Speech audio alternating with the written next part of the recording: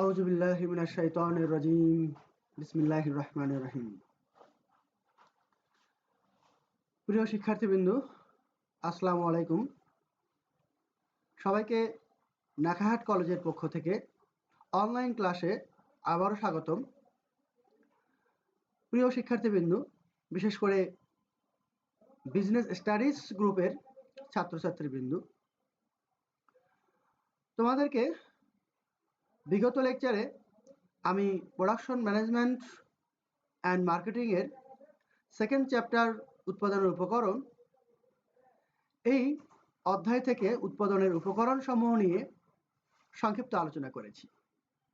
আজ আমি এই উৎপাদনের উপকরণের প্রথম উপাদানটি ভূমি এর বৈশিষ্ট্য নিয়ে আলোচনা করব ইনশাআল্লাহ। ভূমির বৈশিষ্ট্য জানার আগে আরেকবার দেখে নিই ভূমি বলতে আমরা কি বুঝি। ভূমি হলো সৃষ্টিকর্তা পদার্থ, সেই উপাদান যা মানুষ কখনো সৃষ্টি করতে পারে না, যা প্রকৃতিতে নিজে থেকেই বিদ্যমান থাকে, যা কাজে লাগিয়ে মানুষ তার চাহিদা পূরণ করার চেষ্টা করে। সাধারণ অর্থে ভূমি বলতে আমরা শুধুমাত্র পৃথিবীর উপরিভাগকে বুঝিয়ে থাকি, কিন্তু ব্যাপক অর্থে ভূমি বলতে শুধু পৃথিবীর উপরিভাগকেই বোঝায় না। প্রকৃতি প্রদত্ত এমন সব বিষয়, এমন সব সম্পদ যা প্রকৃতিতে আপনা আপনি বিদ্যমান থাকে, যা কখনো মানুষ সৃষ্টি করতে পারে না, তাই ভূমি। চলো প্রিয় শিক্ষার্থীবৃন্দু, তাহলে ভূমির বৈশিষ্ট্য নিয়ে আলোচনা করা যায়। অর্থাৎ কোন কোন বিষয়গুলো বিদ্যমান থাকলে, কোন কোন গুণাবলীগুলো বিদ্যমান থাকলে তাকে আমরা ভূমি বলতে পারি, সেই বিষয়গুলো সংক্ষিপ্ত আলোচনা করব। প্রথমেই ভূমির প্রথম যে বৈশিষ্ট্যটি পাওয়া যায় তা হলো প্রকৃতির দান। ভূমি প্রকৃতির দান। ভূমি কখনো মানুষ সৃষ্টি করতে পারে না, মানুষের পক্ষে ভূমি কখনো সৃষ্টি করা সম্ভব নয়। ভূমি মানুষের জন্য প্রকৃতির একটি বিশাল উপহার। এই অর্থে মাটির উর্বরা শক্তি, খনিজ সম্পদ, বনজ সম্পদ, আবহাওয়া, জলবায়ুর নিয়ামক সমূহ সবই মানুষের জন্য প্রকৃতির দান। অর্থাৎ প্রকৃতিতে যা কিছু বিদ্যমান রয়েছে, যা মানুষ সৃষ্টি করতে পারে না, সৃষ্টিকর্তা উজাড় করে দিয়েছে, তা সবকিছুই আমরা ভূমি বলে বিবেচনা করতে পারি। এর পরের বৈশিষ্ট্য হলো ভূমির উৎপাদন ব্যয় নেই। যেহেতু ভূমি প্রকৃতির দান, মানুষ সৃষ্টি করতে পারে না, তাই এর কোনো উৎপাদন ব্যয় নেই। মানুষ ভূমির উৎপাদন করতে পারে না, ভূমি উৎপাদন করা সম্ভব নয়, তাই এর কোনো উৎপাদন ব্যয়ও নেই। এর পরের উপাদানটি হলো ভূমির যোগান সীমিত। ভূমির যোগান নির্দিষ্ট এবং সীমিত। মানুষ চাইলেই এর যোগান বাড়াতে পারে না। এর চাহিদা যত দিন যাচ্ছে তত বেড়েই চলছে। যদিও আমরা জানি চাহিদা বাড়লে যোগান বাড়ে, চাহিদা কমলে যোগান কমে। কিন্তু ভূমির ক্ষেত্রে যত চাহিদাই বাড়ুক, যোগান কখনোই বাড়ানো সম্ভব নয়। প্রকৃতিতে সৃষ্টিকর্তা যে ভূমি দান করেছেন, সেইটুকুর মধ্যেই আমাদেরকে আমাদের সমস্ত চাহিদা পূরণ করার চেষ্টা করতে হবে। ভূমির মূল্যের হ্রাস বৃদ্ধি ঘটলেও কখনো ভূমির যোগান হ্রাস বৃদ্ধি ঘটে না, ঘটতে পারে না। প্রকৃতিতে ভূমি নির্দিষ্ট পরিমাণেই বিদ্যমান আছে এবং থাকবে। এর পরের বৈশিষ্ট্যটি হলো অস্থানান্তরযোগ্য। অর্থাৎ ভূমি কোনোভাবেই এক জায়গা থেকে আরেক জায়গায় স্থানান্তর করা যায় না। আমরা যে কৃষি জমিগুলোতে চাষাবাদ করে থাকি, সেই কৃষি জমিগুলো হয়তো সাময়িক সময়ের জন্য মালিকানার পরিবর্তন হতে পারে, কিন্তু কখনোই এই জমিগুলো এক স্থান থেকে আরেক স্থানে নিয়ে যাওয়া সম্ভব নয়। এই ভূমির যে উর্বরা শক্তি, এই উর্বরা শক্তি পৃথিবীর এক এক অঞ্চলে এক এক রকম হয়ে থাকে। এই উর্বরা শক্তি চাইলেও আমরা এক জায়গায় থেকে আরেক জায়গায় স্থানান্তর করতে পারবো না। তাই সে দৃষ্টিকোণ থেকে বলা যায় ভূমি অস্থানান্তর যোগ্য। এর পরের বৈশিষ্ট্য হলো ক্রমহ্রাসমান প্রান্তিক উৎপাদন বিধির কার্যকারিতা।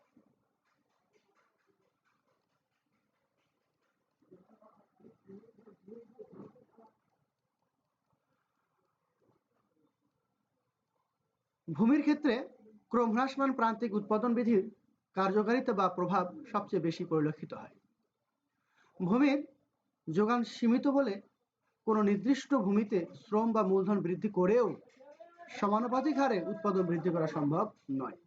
একই জমিতে অধিক পরিমাণ শ্রম ও মূলধন বিনিয়োগ করে মোট উৎপাদন বৃদ্ধি করা গেলেও প্রান্তিক উৎপাদন ক্রমান্বয়ে হ্রাস পেতে থাকে, অর্থাৎ মোট উৎপাদন ক্রমহ্রাসমান হারে বৃদ্ধি পায়। এর পরের বৈশিষ্ট্যটি আদিম ও অক্ষয়।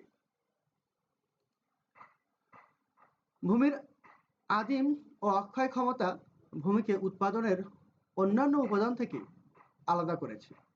এই বৈশিষ্ট্যের উপর ভিত্তি করে রিকার্ডোর খাজনা তত্ত্বের উদ্ভব হয়েছে। ভূমির কোনো ক্ষয় নেই।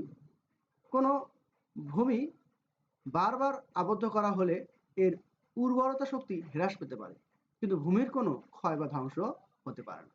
এটি উৎপাদনের উপকরণগুলোর মধ্যে সবচেয়ে প্রথম উপকরণ এবং এটি কখনো ক্ষয় হয় না। কিয়ামত পর্যন্ত এটি বিদ্যমান থাকবে। এর পরের বৈশিষ্ট্যটি হলো বিভিন্ন গুণের সমাহার, অর্থাৎ একই ভূমি থেকে আমরা বিভিন্ন ধরনের পণ্য উৎপাদন করতে পারি। এই ভূমি উর্বরা শক্তি বিভিন্ন এলাকায় অঞ্চলভেদে বিভিন্ন রকম হয়ে থাকে।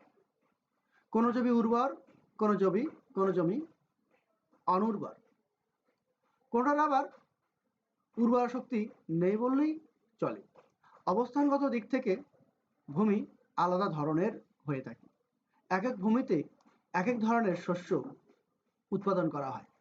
পৃথিবীর সব ভূমিতেই একই ধরনের পণ্য উৎপাদন করা শক্তি বা ক্ষমতা ভূমির নেই। এর পরের বৈশিষ্ট্যটি হলো বিভিন্ন জাতীয়। পৃথিবীর সকল ভূমি সমজাতীয় গুণ সম্পন্ন নয়। এক স্থানের ভূমির সাথে অন্য স্থানের ভূমির উর্বরা শক্তির পার্থক্য থাকতে পারে। ফলে এক স্থানে উৎপাদিত ফসলের সাথে অন্য স্থানের উৎপাদিত ফসলের তারতম্য দেখা যায়। এছাড়া এক এক ভূমিতে এক এক খনিজ সম্পদ পাওয়া যেতে পারে। এর পরের বৈশিষ্ট্যটি হলো বিকল্প ব্যবহার। ভূমির যোগান অসীম না হলেও এর বিকল্প ব্যবহার রয়েছে। বিভিন্ন ধরনের উৎপাদন কার্যে ভূমির ব্যবহার করা যায়। ফসল উৎপাদন, কলকারখানা স্থাপন, রাস্তাঘাট নির্মাণ ইত্যাদি কাজে ভূমি ব্যবহার করা যায়। এক খণ্ড জমি চাষ করেও ব্যবহার করা যেতে পারে, আবার ওই জমিতে কারখানা স্থাপনও করা যেতে পারে। একই জমিতে ধান চাষ করা যায়, আবার সেই জমিতে পাট অথবা আলু বা অন্যান্য ফসলাদিও উৎপাদন করা সম্ভব। অর্থাৎ একই জমি বিকল্প অনেকগুলো ব্যবহার রয়েছে। এর পরের বৈশিষ্ট্যটি হলো চিরস্থায়ী। পৃথিবীতে কত মানুষ এসেছিল, কত মানুষ আছে এবং কত মানুষ থাকবে, কেউ চিরস্থায়ীভাবে এই পৃথিবীতে বসবাস করতে পারবে না। এই যাবতে যতগুলো মানুষ এই পৃথিবীতে এসেছিল সবাইকে বিদায় নিতে হয়েছে। এখনো যারা আছে তারাও একসময় এই পৃথিবীতে থাকবে না এবং ভবিষ্যতে যারা আসবে তারাও চিরস্থায়ীভাবে এই পৃথিবীতে থাকবে না, কিন্তু ভূমি চিরস্থায়ীভাবে থেকে যাবে। এই ভূমির কোনো ক্ষয় নেই। উৎপাদনের অন্যান্য উপাদান অস্থায়ী হলেও ভূমি চিরস্থায়ী। ভূমি প্রকৃতি সৃষ্টির সময় থেকে আছে এবং সুদূর ভবিষ্যতেও থাকবে। ভূমির কোনো বিনাশ নেই। অবস্থানগত দামের পার্থক্য। ভূমির আরেকটি উল্লেখযোগ্য বৈশিষ্ট্য হল অবস্থানগত দিক থেকে বা অবস্থানের ভিত্তিতে এক এক ভূমির দাম এক এক রকম হয়ে থাকে। অবস্থানগত দিক থেকে ভূমির দামের কোনো অর্থ ব্যয় করতে হয় না। ভূমির দামের পার্থক্য রয়েছে। যে ভূমির অবস্থান সুবিধাজনক জায়গায় তার দাম বেশি, অপরদিকে ভূমির অবস্থান অনেক দূরে বা নির্জন জায়গা হলে তার দাম কম। অবকাঠামোগত উন্নয়ন যেখানে বেশি সেখানে ভূমির দাম বেশি। অর্থাৎ ভূমির সব এক হলেও বিভিন্ন কারণে ভূমির দামের পার্থক্য হয়ে থাকে। সর্বশেষ যে বৈশিষ্ট্য নিয়ে আমি আলোচনা করব তা হলো যোগান দাম নেই। ভূমির কোনো যোগান দাম নেই। ভূমি প্রকৃতি থেকে প্রাপ্ত একটি উপাদান। প্রকৃতি প্রদত্ত সম্পদ বলে এর জন্য কোনো অর্থ ব্যয় করতে হয় না। তবে এর উর্বরা শক্তি বৃদ্ধির জন্য এবং একে ব্যবহার উপযোগী করার জন্য কিছু অর্থ ব্যয় করা হলেও ভূমির তেমন কোনো যোগান দাম নেই। সবশেষে বলা যায় যে ভূমি মানুষের সৃষ্ট কোনো উপাদান নয়, উৎপাদন কাজে ব্যবহৃত প্রকৃতি প্রদত্ত একটি উপাদান মাত্র, যার কিছু স্বতন্ত্র বৈশিষ্ট্য রয়েছে যেগুলো ভূমিকে উৎপাদনের অন্যান্য উপাদান থেকে আলাদা করেছে। প্রিয় শিক্ষার্থীবৃন্দ, ভূমির বৈশিষ্ট্য নিয়ে সংক্ষিপ্ত আলোচনা আজ এখানেই। আগামী লেকচারে আমি এই অধ্যায়ের অর্থাৎ উৎপাদনের উপকরণ সেকেন্ড চ্যাপ্টারের শ্রমের বৈশিষ্ট্য নিয়ে আলোচনা করব। সে পর্যন্ত সবাই ভালো থাকো। আল্লাহ হাফেজ। সবাইকে ধন্যবাদ।